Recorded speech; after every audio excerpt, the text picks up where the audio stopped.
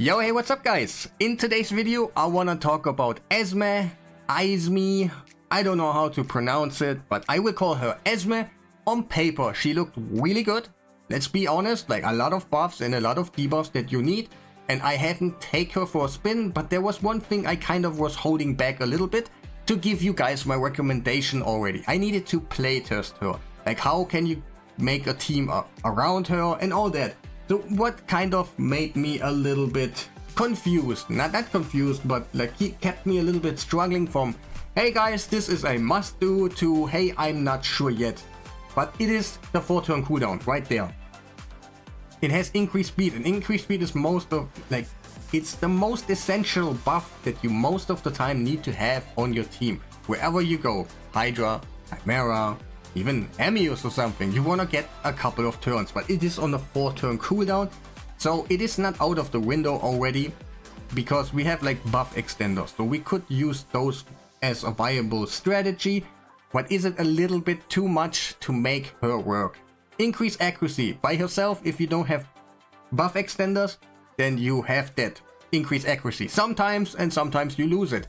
And if you lose it sometimes, you want to build your champions fully accuracy, and if you make it work that you have it all the time, it's a huge thing. Like increase accuracy, I love it. Like for my rabbit, for example, it makes so much sense. He just is so much faster than the others that he replaces the increased accuracy every time on the champions. So it was really nice, but she has a 4-turn cooldown. And another thing is that she is a red affinity right there, and she has some really good debuffs.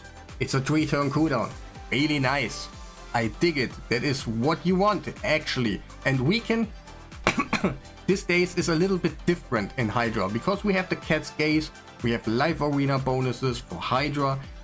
For example, for Hydra, you just need a weekend anymore. If you set your champions really good up, you do the recent events and stuff, then you can just use weekend out there, and that makes it way more worth on her just to have a weekend. And a block buffs, amazing. That's what you need in Hydra. That's what we're gonna focus mostly in today's video, but that's what you need. But there is the weak affinity, and yeah, sometimes you just don't land it and then your run is over again. I know there's basically not many champions that are void, block buffs, that give you so many things, and you actually got them. So yeah, overall it's a nice skill, but it also has like the potential, and these days we have quick battles, so you kind of want to have your auto teams, and they do you know, they're not struggling, and she actually could be one of your RNG factors in there that is not the greatest in the world. And her A1, the increased attack right there, is for me kind of totally useless. It's for 1 turn, and she sometimes does an A1,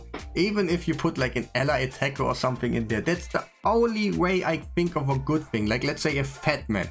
You use the fat man, you use ally attack, then she goes before, in the team order, before your guy who is actually hitting. She puts the increased attack out there, and he hits really hard. But most of the time you use Mikage, you use Patrick or something. Those are the better ones. If you use a fat man and her together, you can get up a little bit of a setup for some dungeons that is kind of okayish, but there's not so much value in it. Let's be for real. But what makes her outstanding is the second part of her passive. You get 50% turn meter if she gets attacked and you have the most attack. So let's say my Phoenix or something has the most attack, she boosts him all the time by 50%, but she needs to take a turn. So her thing is to gotta be super fast, so she takes a turn more likely in Hydra. Like she takes in between a turn and then she gets it back, and your damage dealer gets a lot of turns. Like keep in mind, you can also use this not only for a team that has a Phoenix, like a damage dealer that is based on attacks or 2 or 4. You can also go in Chimera. You can make your nude glyph out your attack things that you have in your nude just to make him the most attack, and then he gains a lot of turn meters. So I think that's the most value on her. And for team building, it was kind of hard for me. It was not so easy, where I'm like, you gotta have like the Criscus and other things like this where you can make her really shine right now. And there was kind of a problem. I went for a lot of buff extenders, but I don't have plays for a reviver at the moment. I have decreased speed from him, increased speed from her, and like provoke from here, and a buff extension right here. I have basically one buff extender too much, but if I just put out Mikage, then I don't have a increased attack anymore, because hers is not viable anymore. If I put him out, I don't have a provoke anymore. And if I put him out, okay, maybe I could just put him out, let's be for real. But he just produces more damage than you want to. But yeah, I could technically go for Duchess. And that's for Hydra the only way I think she is really viable. Like making your, for example, like what I mean with really viable right now is to use that increased accuracy. If you have it, use it. And you just don't need on your 4 anymore like so much accuracy that you land his stuff and you can pump more into attack. But actually she by herself, she needs a lot of support for a support champion to do the thing. But let's go just,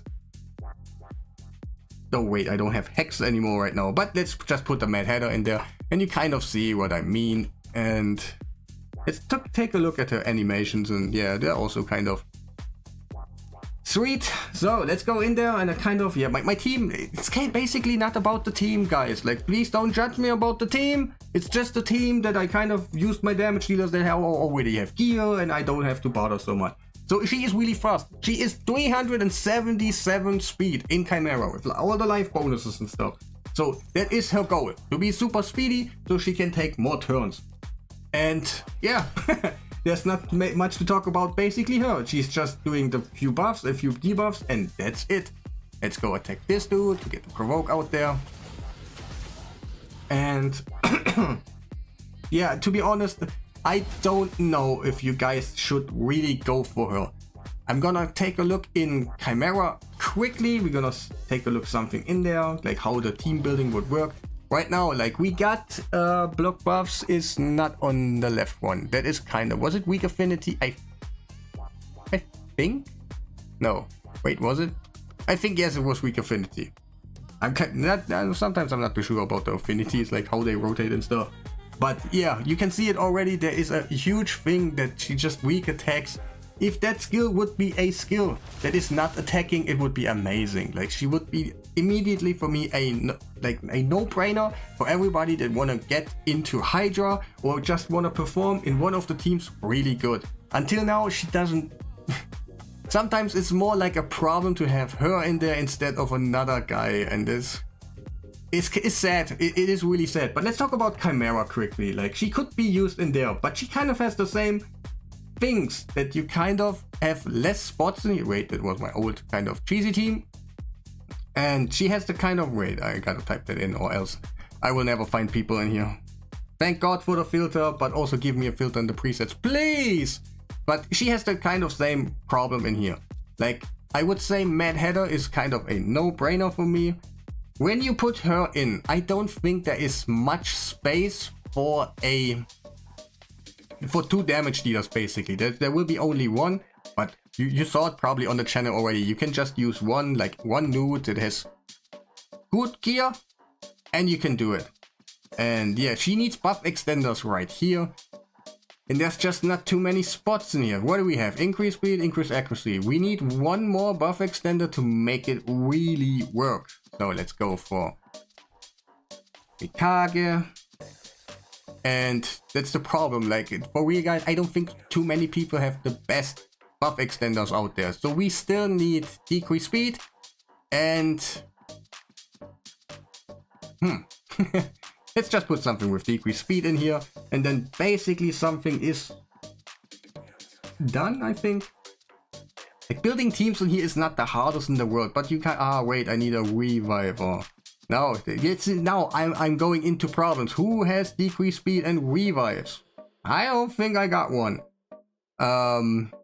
Maybe another buff extender. Then we don't have the increased attack in this team. Like, you see already the struggle. There's always something like, yeah, okay, maybe I can use it like this, then have decreased speed. But again, there's Chris.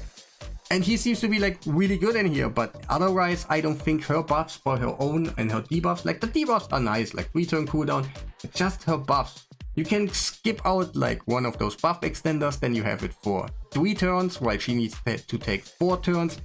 And I don't think that is totally worth it. It is too much effort to just make her work.